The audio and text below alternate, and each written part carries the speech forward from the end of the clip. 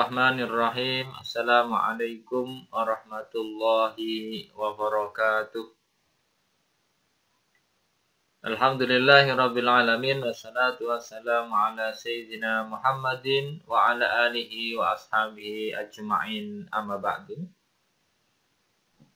Pada kesempatan kali ini kita akan melanjutkan kuliah kita yang ke-9 tentang munasabah atau keterkaitan atau keterhubungan atau ketepatan, kecocokan gitu ya, macam-macam lah ya munasabah. Nah, nanti bisa dilihat munasabah itu biasanya ada kaitan antara satu dengan yang lain, yang dahulu dengan yang sekarang, atau yang sekarang dengan yang berikutnya.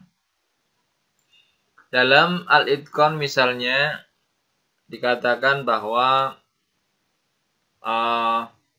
ilmu munasabah adalah ilmu yang luhur ya. Karena apa ya? Karena itu penting bagi para mufassir ya. Nah, yang banyak meriwayatkan tentang munasabah ini biasanya di dalam tafsirnya Ar-Razi atau Imam Fakhruddin Ar-Razi. Nanti bisa dilihat ya, di sana mesti dihubungkan, ada keterhubungan ayat ini dengan ayat yang lain, kemudian ayat ini dengan surat atau surat ini dengan surat yang lain. Biasanya ada keterhubungan antara akhir surat dengan awal surat yang baru. Biasanya begitu ya. Munasabah keterhubungan. Termasuk contohnya adalah materi kuliah hari ini ada hubungannya dengan materi yang sebelumnya. Atau juga akan berhubung dengan materi yang selanjutnya. Gitu ya. Maka nanti dalam satu kesatuan bahwa itu materi ulumul Quran. Termasuk juga munasabah juga begitu. Maka Anda harus mengerti munasabah supaya dalam memaknai sebuah ayat itu sesuai dengan konteks yang diinginkan ya. Jangan sampai ayat itu nanti terpotong dan kemudian dijadikan alat pukul yang sembarangan. Maka munasabah itu ya jelas kalau di dalam pengertian ya munasabah itu keterhubungan ya, keterhubungan atau tadi ya kecocokan lah gitu ya. Secara etimologi munasabah itu ya berasal dari akar kata yang mengandung arti satu gitu ya, arti satu, kemudian berdekatan, kemiripan gitu ya, penyerupaan itu ya sama lah. Ya itu ya karena dalam pandangan Imam Az-Zarkashi mengartikan begini, ungkapan tersebut dengan dua orang yang mempunyai kemiripan atau kedekatan. Kata terdekat lain yaitu ya nasib memiliki arti hubungan dekat seperti dua saudara ya. Munasabah itu asalnya ya nasabah ya, nasib munasabah, nasabah. Maka dan sebagainya seperti itu ya. Kedekatan lah, kedekatan ayat ini dengan ayat yang lain, nanti contohnya begitu. Lalu kemudian menurut para ahli misalkan Az-Zarkashi mendefinisikan apa? Munasabah adalah suatu hal yang dapat dipahami tatkala dihadapkan terhadap akal. Maka misalkan gini, sesuatu ketika disambut oleh akal itu akan menerimanya. Itu ada keterhubungannya. Pasti akal itu ya ini logis lah kira-kira begitu.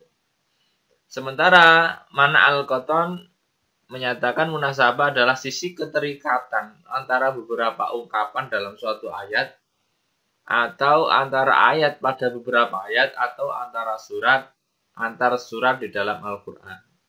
Nanti biasanya di dalam mufassir itu ada mengaitkan, misalkan surat Al-Imran ini, awal surat Al-Imran ini berkaitan dengan akhir surat Al-Baqarah dalam segi-segi ini, lalu kemudian begini dan sebagainya. Nanti Anda bisa lihat di dalam tafsir-tafsir yang menyampaikan tentang munasabah ini. Sementara Al-Biqai menyatakan bahwa munasabah adalah suatu ilmu yang mencoba mencari tahu ya alasan-alasan di balik susunannya atau urutan bagian-bagian Al-Quran, baik ayat dengan ayat ataupun surat dengan surat. Karena apa? Ayat Quran dan surat-surat yang ada di dalam Al-Quran itu memang yang Anda pegang selama ini itu sudah sama sesuai dengan apa yang ada di dalam Lauhul Mahfuz. Seperti itu susunannya. Tetapi kalau turunnya tidak urut, tetapi urutan susunan di dalam Lauhul Mahfuz ya seperti itu. Maka ya Anda bisa memahami lah kira-kira begitu ya.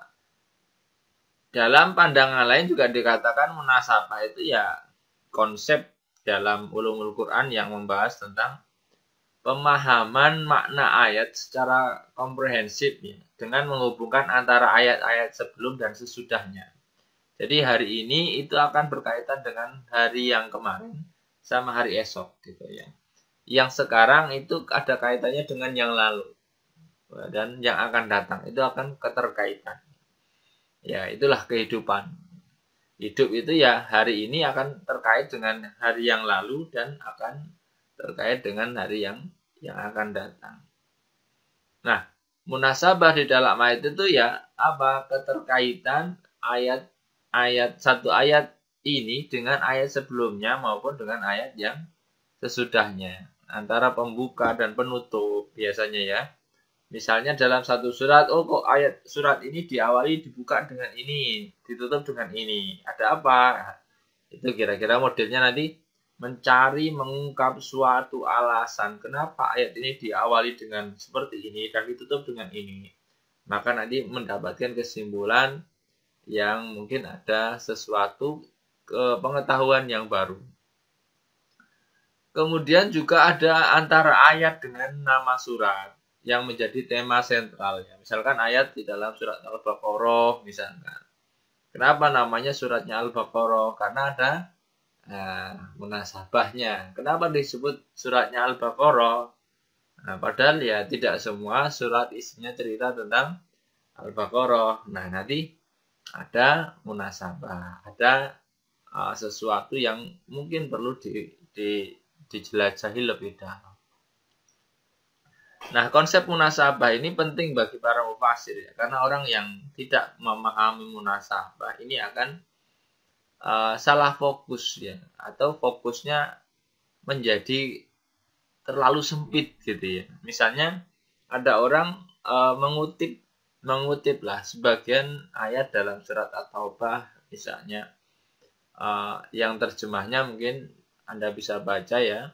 Bunuhlah orang-orang musyrikin itu di mana saja kamu jumpai mereka, dan tangkaplah mereka, kepunglah mereka, dan intailah di tempat pengintaian. Ini kalau dipotong seperti ini, misalkan kan ada orang-orang yang biasanya semangat jihadnya tinggi, dia akan mengambil potongan ayat ini, dipotong dari sini.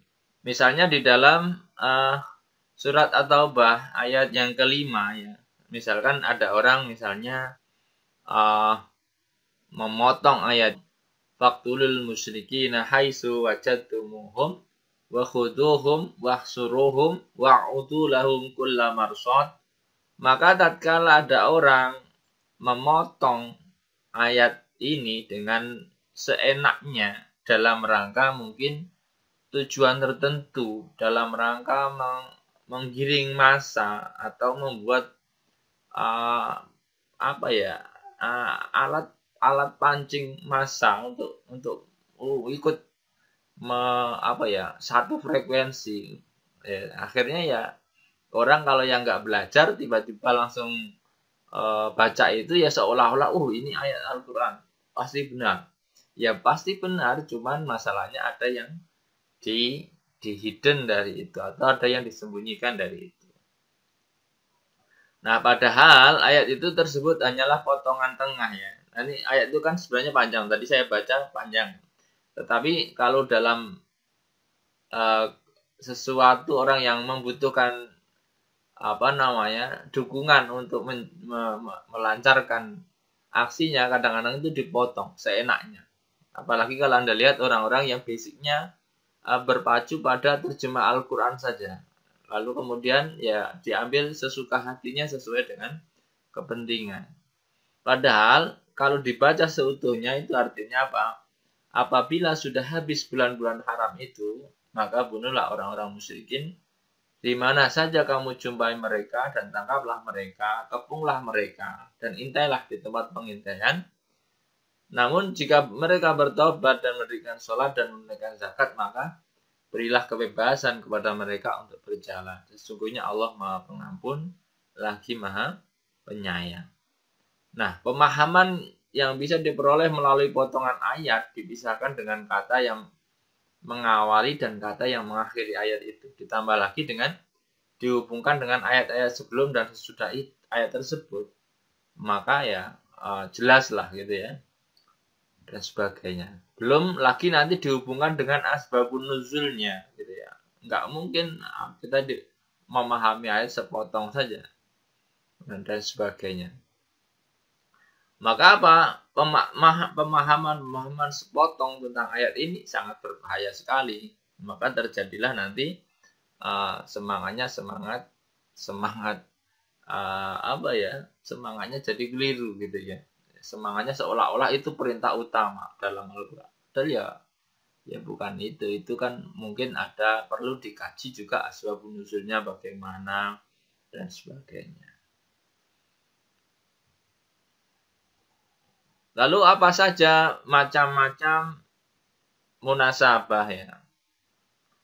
Macam-macam munasabah. Kalau diteliti ya mungkin munasabah ini ada beberapa macamnya. Macamnya mungkin bentuknya tadod ya, berlawanan gitu ya. Munasabah antara ayat letaknya berdampingan, ya, munasabah antara ayat yang letaknya sering pula tidak jelas misalnya. Ya ada juga mungkin begitu. Ada juga yang mungkin penguat. Ayat ini dikuatkan dengan ayat yang lain gitu ya. Ada juga tafsir ya, memperjelas. Jadi ada yang misalnya ayat yang menunjukkan misalkan perlawanan, ada yang kemudian ayat itu penguat. Ayat yang satu dikuatkan dengan ayat yang lain, atau ayat yang satu ditafsirkan di ayat yang lain dan sebagainya. Ada kalanya juga kalimat atau ayat yang kedua bisa berupa takkid, penegasan, atau tafsir, penjelasan, atau i'tirad, atau bantahan, atau tasdid, penekanan misalnya gitu ya, dan sebagainya. Nanti bisa Anda coba teliti lah kira-kira begitu ya, tentang munasabah bainal ayat atau munasabah bainal ayat wa suwar dan surat-surat lah. Maka kalau Anda lihat di dalam kitabnya Imam Suyuti dalam Al-Itqan ya, itu diungkapkan banyak sekali pendapat ya. Mungkin diantaranya saya sampaikan menurut Ibnu Arabi ya, fi Sirajil Muridin ya, irtibatu ayil Quran ba'daha bi ba'd. Keterkaitan antara ayat-ayat Al-Quran dengan yang lain. Hatta takuna kal kalimah wahidah, sehingga nanti membentuk suatu kesatuan kalimat gitu ya. Dan sebagainya. Yang kemudian nanti bisa membangun sebuah pengetahuan yang luar biasa yang tidak akan menjadi pertentangan lah. Ada juga pendapat yang lain mengatakan awaluman adharul ilmu munasabah Syekh Abu Bakar An-Nasyaburi. Dikatakan bahwa orang pertama yang menampakkan ilmu tentang munasabah itu adalah Syekh Abu Bakar An-Nasyaburi. Waqala Syekh Izzuddin bin Abdissalam al-munasabah ilmun hasan lakin yustaratu. yustarutu fi husni irtibatil kalam ayaqau bi amrin muttakhidin murtabit awalahu bi akhiri. Fa in waqala lasbun mukhtalifah fa in waqala asbabin mukhtalifah lam yaqa fihi irtibat. Wa man rabata dzalika mutakallif bima lam yaqdir alaihi ila birabtin raqiqin yusanu ala misri. Wa qala al-Imam Ar-Razi fi surah Al-Baqarah, Imam Fakhruddin Ar-Razi dalam surat Al-Baqarah menjelaskan ya. Wa man ta'amala fi lataif nadmu hadhihi surah, yang mau ta'ammul ya. Ta'ammul itu tadabbur ya, yang mau memikirkan tentang kelembutan urutan surat itu ya. Anda lihat ya. Wa fi bada'i tartibiha ilmun anal Qur'an kama annahu mu'jiz biha sabi fasahati al-fadhi wa syarafi ma'anihi. Bahwa kalau Anda teliti, kalau Anda angan-angan, Anda coba renungkan gitu ya, betapa urutan-urutan di dalam surat Al-Baqarah itu ya, urutannya itu ada sebuah pengetahuan bahwa Quran itu begitu menjadi mukjizat ya, dari segi fasahah lafadznya dan keluhuran makna-maknanya ya. Bahwa aidon bisa babi tartibi wa nadmi ayati wa la'alla alladhina qalu innahu mujiz bisa babi uslubihi aradu talika illa ani ra'aitu jumrul mufassirin mu'ridina an hadhil lataif ghairu muntabahina lihadhil asrar wa laysal amru bi hadzal bab illa kamabil wan najmu ya. Misalnya tapi menurut Fakhruddin Ar-Razi dikatakan akan tetapi ya illa ani ra'aitul jumhur, tetapi saya melihat kebanyakan jumhurul mufassirin itu, kebanyakan para ahli tafsir itu menolak dari al-lataif ya, yang tidak terlalu memperhatikan itu ya, mengabaikan lah kira-kira begitu.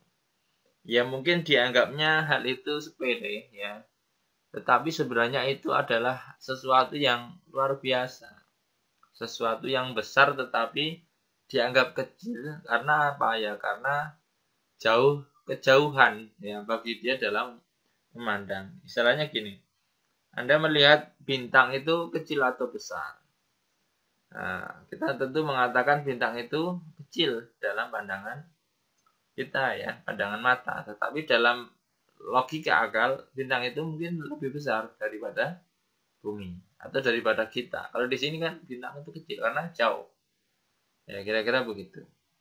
Munasabah al-munasabah fil lugha al-musyakalah wal muqarabah wa marji'a bil ayat wa nahwiha ila makna rabit bainahuma amun aw khasun aqliyun aw khisiyun aw khayali aw ghairi dzalik min awail alaqat. Ya, jadi munasabah dalam bahasa yaitu musyakalah. Musyakalah itu bukan masalah. Musyakalah menyerupai lah ya. Atau berdekatan. Berdekatan ini sumbernya ya. Atau berangkatnya itu startnya berdekatan. Terus pokoknya ada kedekatan lah kira-kira begitu ya. Baik itu secara am atau khos, secara logis atau logika atau secara indrawi ya, atau khayali atau bahkan imajinasi gitu ya, dan sebagainya. Lalu faedahnya apa? Jadwal azazul kalam ba'dua akhidun fi anakibati fayak wa bidzalika irtibat. Yaitu akan menjadi tadi faedahnya menjadi penguat antar ayat. Ya, jadi penjelas antar ayat dan sebagainya. Panakul dzikral ayat ba'dal ukhra imma yakuna dhahiral irtibat li ta'alluqil kalim ba'duhu bi ba'd. Wa adami tamami bil ula fawadduha, itu sebagainya. Wa kadzalika idza kanat asaniyah lil ula ala wajhi ta'kid. Ini juga ada kalanya itu sebagai penguat ya. Au tafsir awil i'tirad awil badal wa hadza al-qasmu la kalafi wa imma illa yadarul irtibat bal yadaru anna kulla jumlatin mustaqillah anil ukhra wa anna khilafun mabdubi. Jadi jelas bahwa Imam As-Suyuti menjelaskan bahwa ya itu ada kalanya tafsir, ada kalanya takkid gitu ya, dalam rangka penguatan atau penjelasan dari ayat yang sebelumnya, atau i'tirad. I'tirad itu ya penolakan misalnya. Wa imma an takuna ma'tufah 'alal ula bi harfin min hurufil ataf. Ada pula yang keadaannya itu ataf kepada ayat yang pertama dengan salah satu dari huruf ataf. Al-mustarikah bil hukmi, yang apa? Hukumnya nanti akan ikut di depan. Aula atau tidak ya. Fa in kanat ma'tufan fala budda yakuna bainahuma jihadun jami'ah. Ala ma sabaqa taqsimihi kaqouli ta'ala ya'lamu ma yaliju bil ardi wa ma yakhruju minha wa ma yanzilu minas sama'i wa ma ya'ruju fiha, dengan wa qaulihi wallahu yaqbidu wa yabsut wa ilaihi turja'un. Ya, litadad bainal qabdi wal bast wal wuluj wal khuruj wan nuzul wal uruj wa shibut tadad bainas sama'i wal ard. Wa mimma al kalam fi at-tadad dzikrur rahmah ba'da dzikril adad. Atau misalnya ayat sebelumnya bicara tentang rahmat, lalu ayat berikutnya tentang adab. Ini namanya tadad. Berbalikan, berlawanan ya. Berlawanan artinya misalnya naik lawannya turun gitu ya. Naik lawannya turun, digenggam dan dibuka, dimudahkan dan disulitkan, kira-kira begitu ya. Dikeluarkan dan dimasukkan, itu kan berarti tadad ya. Maka nanti akan Anda temukan bahwa di dalam ayat-ayat Al-Quran itu ada yang seperti itu ya, kira-kira begitu. Terima kasih. Walafu minkum Allahul muwaffiq ila aqwamit thoriq. Wassalamualaikum warahmatullahi wabarakatuh.